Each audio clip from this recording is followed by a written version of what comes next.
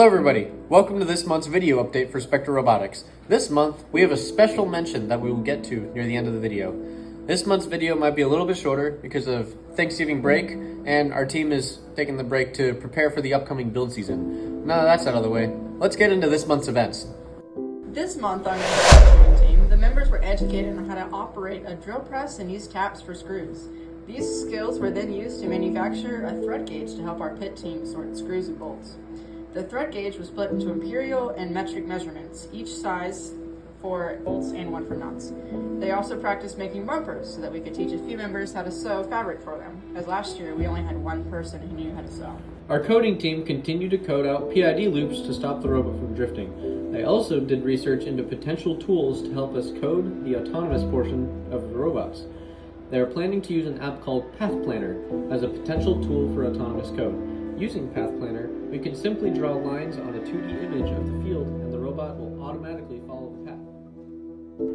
Our electrical team was mostly caught up in diagnosing issues on a robot Clyde's CAN system.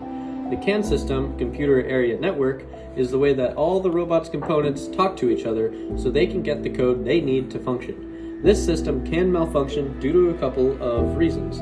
If the wires aren't connected, or if they're connected to the wrong spots, then we won't be able to get any code. Design team has been studying around the aspects of the robot's design, explaining different intakes, outtakes, and manipulators. Meanwhile, touching upon how to design around our manufacturing team, making sure that our manufacturing team can actually build what needs to be built.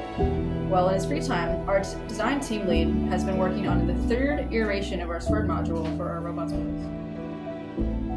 The first special mention of the month is courtesy to Mrs. Slaughterback, our freshman and sophomore engineering teacher.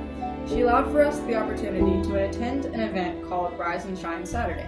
During this event, we were able to set up last year's robot, Banshee, and show it off to the community, meanwhile helping vendors with their tents. We also helped pass out keychains and one-pagers to spread the word for FIRST even quicker. Unfortunately, some complications arose, and the launching mechanism broke. Thankfully, due to the diligence of our work members, we were able to get new parts for it within an hour. Our finance team has also gotten us a grant from Haas, who is one of the world's biggest CNC manufacturers. This grant contained almost $3,000 to spend on parts for our robot during the build season. Thank you, Haas. Thus concludes this month's affairs. We now go on to December, the last month of preparation before this season's game is revealed, and things ramp up significantly. Next time you see one of these videos, our team will have to be ready for anything. Now that's all we have for this month. Thank you for watching, and goodbye!